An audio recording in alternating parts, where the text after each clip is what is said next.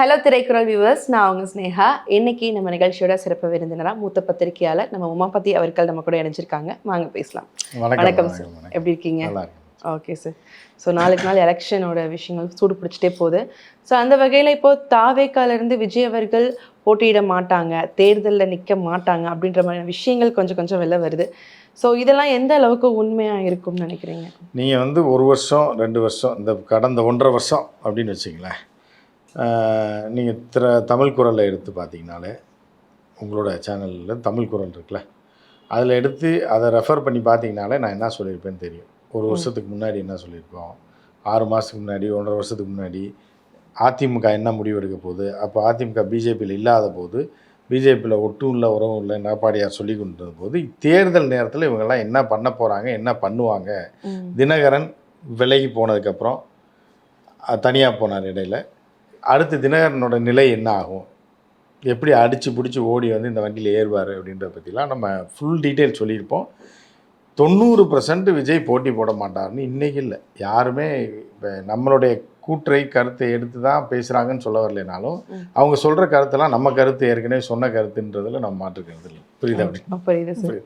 So பார்த்தா copy அடிப்பாங்கன்னு சொல்ல, ஆனால் நம்ம சொன்ன கருத்தை இன்றைக்கி சொல்கிறாங்கன்றதை நம்ம சொல்கிறோம். 1 வருஷத்துக்கு முன்னாடியே நம்ம இதை சொல்லியிருக்கோம். ஏன்னா விஜய் ஒரு கோழை.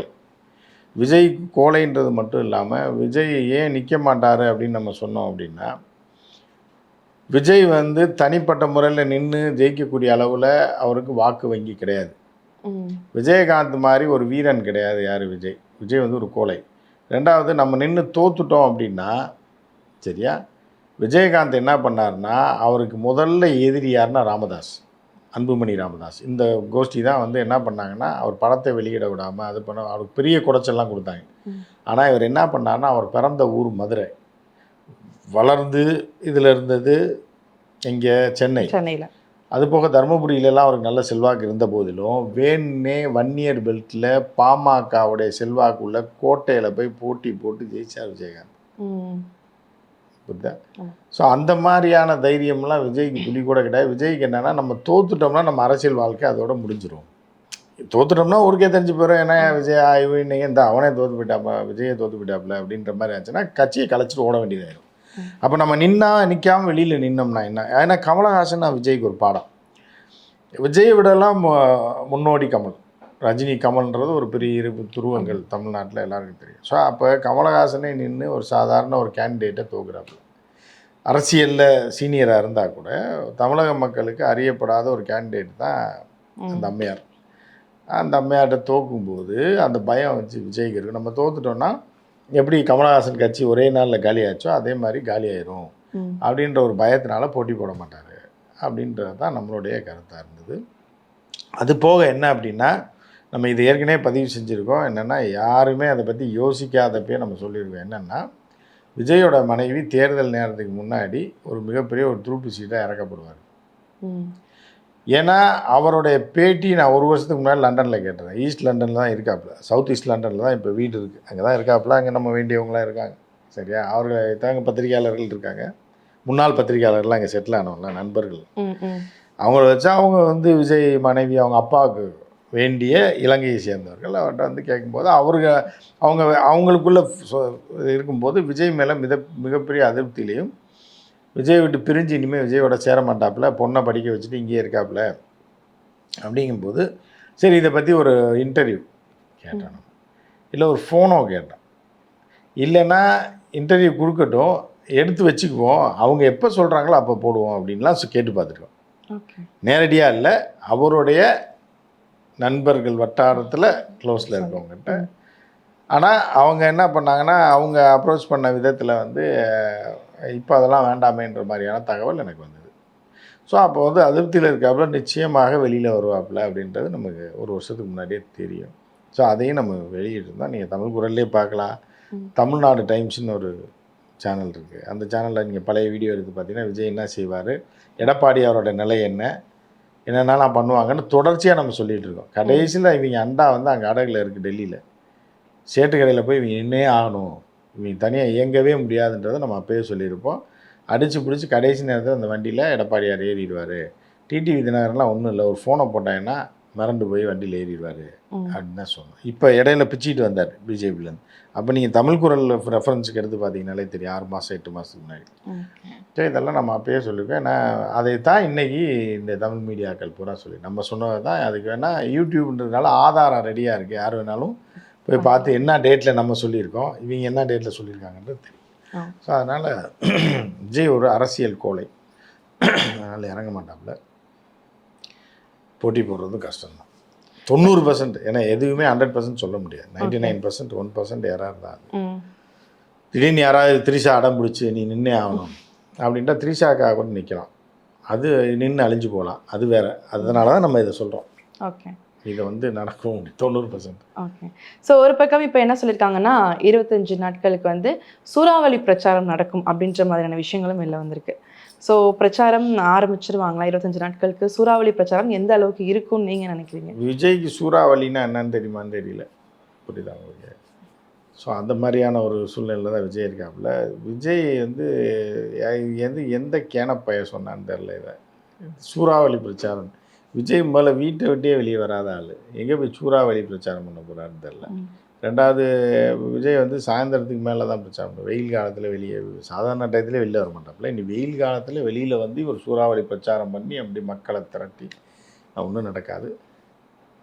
பிரச்சாரத்துக்கு வெளியே வராமல் இருக்கிறதுக்கும் ஒரு ஐடியா பண்ணிகிட்டு இருக்காங்க. இப்போ என்னென்னா, அந்த வேட்பாளரை தேர்வு செஞ்சுட்டு வீட்டில் வச்சு ஒரு ஃபோட்டோ எடுத்து கையில் கொடுத்துரு, இந்த ஃபோட்டோ வச்சு பொழைச்சிக்கோ அப்படின்னு.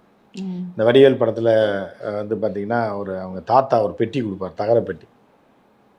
இந்த பெட்டியை வச்சுக்கடா, என்றைக்காவது உனக்கு அவசரன்றப்ப இது உதவும் அப்படிங்கும்போது தான் அதை எடுத்து அந்த பெட்டியோடு தான் வருவான். அந்த பெட்டியில் என்ன இருக்குன்னு வடிவேலுக்கு தெரியாது. ஆனால் ஒரு நாள் வந்து அந்த ஃப்ளாஷ்பேக் வரும், எல்லாம் துரத்துவாங்க, ரவுடிஸ்லாம் துரத்து போட்டு டப்புன்னு அந்த பெட்டியை திறந்து பார்த்தா அவர் கத்திரும். ஆமாம், அந்த மாதிரி தான் விஜயோட நிலைமை. வந்து ஃபோட்டோ எடுத்தாங்க, என்னை வச்சு பொழைச்சிக்க, ஜெயிச்சா ஜெயிக்கலைன்னா அப்படியே போயிரு அப்படின்றது தான். அப்படி ஒரு பிளான் தான் விஜய் போட்டிருக்காப்புலன்னு சொல்கிறாங்க. ஓகே. ஸோ நிறைய பேர் வந்து இன்னும் பிரச்சாரத்தை ஸ்டார்ட் பண்ணல அப்படின்னு பேசிகிட்டு இருக்கும் போது திடீர்னு வந்து அட்லி அவர்களோட பேபி ஷவர் ஃபங்க்ஷன்லாம் போய் கலந்துட்டு வந்தார், ரொம்ப சந்தோஷமாக. ஸோ என்னதான் இவர் யோசிச்சுட்டு இருக்காரு அப்படின்னும் இல்லை. அதாவது என்னென்னா, விஜய் வச்சு படம் எடுத்து விஜயை வளர்த்து விட்டவங்க, வாழ வச்சவங்களாம் நிறைய பேர் இருக்காங்க, சரியா? ஆனால் விஜய் எப்படின்னா, கரண்ட்டில் எவன் இருக்கான் அவனை மட்டும்தான் மரியாதை கொடுப்பாங்க. அவனால் நமக்கு பிரயோஜனம் இருக்கா, அதை மட்டும்தான் விஜய் பார்ப்பார். விஜய்கிட்ட இருக்க பழைய ஆள் யாருன்னா த்ரிஷாவை தவிர யாருமே கிடையாது. அது பழைய ஆள் மீன்ஸ் பழைய நண்பின்னு வச்சு, நண்பியோ நண்பரோ ஒரு நீண்ட காலமாக ஒரு டச்சில் ஒருத்தரோடு இருக்காருன்னா அது த்ரிஷா மட்டும்தான், மற்ற யாருமே அவர் கிடையாது. ஸோ இப்போ என்ன அப்படின்னு பார்த்தீங்க அப்படின்னா, ஏன் அப்படி என்னென்னா, விஜயை வந்து தூக்கி விட்ட படங்கள்லாம் நிறையா இருக்குது. விஜய்க்கு டேர்னிங் பாயிண்ட்டு கொடுத்த படங்கள்லாம் இருக்குது, சரியா? ஸோ இப்படிலாம் இருக்கும்போது அவங்களெல்லாம் விஜய் வந்து நன்றியோட விசுவாசத்தோடையோ நட்போடையோ பார்த்துருக்காரானா யாராவது இருக்காலும் இல்லை. இந்த திருப்பாச்சி படம்லாம் பெரிய டர்னிங் பாயிண்ட். இப்போ அந்த டைரக்டரை பார்க்க சொல்லுங்கள், அந்த நன்றி விசுவாசம் விஜய் கிடையாது. அதுக்கு முன்னாடி பெரிய டர்னிங் பாயிண்ட் பூவே உனக்காக, அந்த டைரக்டரை பார்க்க சொல்லுங்கள், பார்ப்போம். அந்த டேரக்டர்லாம் இந்த ஆள் மதிக்கவே மாட்டாங்க. அதுக்கு அடுத்து மலையாள டைரக்டர் ஒரு டப்பிங் படத்து மூலமாக விஜய் உச்சத்துக்கு பெண்கள் மத்தியில் கொண்டு போனது. அது என்ன படம், அந்த நீ தாளாட்ட வருவாளன்னு பாரு, ஷாலினியும் விஜய் நடி. அந்த டைரக்டர் போய் பார்க்க சொல்லுங்கள், அவர் வீட்டு ஃபங்க்ஷனுக்கு போக சொல்லுங்கள், அவர் மக கல்யாணத்துக்கு போயிருக்காரான்னு கேளுங்க, போயிருக்க மாட்டாங்க. இப்போ ஏன் அட்லியை தேடி போகிறதுனா, அட்லி வந்து இப்போ அம்பானியோட பயங்கர க்ளோஸாக இருக்காங்க, புரியுது அவங்களுக்கு? அம்பானியோட க்ளோஸாக இருக்கும்போது எதாவது பணங்கன்னா வாங்கலாம், தேர்தலுக்கு டொனேஷன் வாங்கலான்றதுக்காக அட்லியை போய் பார்த்துட்டு, நண்பா அது என்னென்ன எதாவது கேளுங்க, அவர் தான் எல்லாருக்குமே டொனேட் பண்ணுவார் அப்படின்ற மாதிரி ஒரு 50 கோடி 100 கோடி தேர்த்தலாம், வாங்கிட்டு அப்புறம் பார்த்துக்கலான்றதுக்காக வருவாங்க. தவிர சுயநலம் இல்லாமல் வந்து விஜய் எந்த காரியத்தையுமே செய்வாங்க, அது அதுக்காக தான் போயிருக்கோம். ஸோ ஒரு பக்கம் வந்து கரூர் பிரச்சனை மிகப்பெரிய பிரச்சனையாக இருந்துச்சு, சிபிஐ வழக்கு அது இது முடிஞ்சிச்சு. ஸோ திடீர்னு பார்த்தா நேற்று இவர் தஞ்சாவூர் போன டைமில் வந்து இவர் பின்னாடியே ஒரு காலேஜ் படிக்கிற பையன் பைக்கில் போய் கீழே விழுந்த விவகாரத்தில் நேற்று அந்த பையன் இறந்துட்டான். ஸோ இதை பற்றி விஜய் அவர்கள் பார்ப்பாங்களா, அந்த பையன் வீட்டுக்கு போய் விசாரிப்பாங்களா? எதுக்கு அவனா விழுந்து செத்ததுக்கு விஜய் எதுக்கு போகிறார்? ஸோ இவங்க பின்னாடி போனதுனால தானே இவங்க ஏதாவது அம்பானி அதானி பழக்கம் அந்த பையனுக்கு இருந்ததுன்னா போய் பார்ப்பாப்புல டெட் பாடியை வீட்டில் போய். அவங்களுக்கு அந்த பழக்கம்லாம் இல்லை. அவன் பாவம் ஏழை வீட்டு பையன் பைக்கில் வந்தால் விழுந்து செத்துட்டான். ஸோ அதனாலலாம் போக மாட்டேன், அதுக்கெல்லாம் போக மாட்டாப்புல. எப்போ போயிட்டு கரூர் பிரச்சனைக்கு போனாங்க இல்லையா? எங்கே போனார்?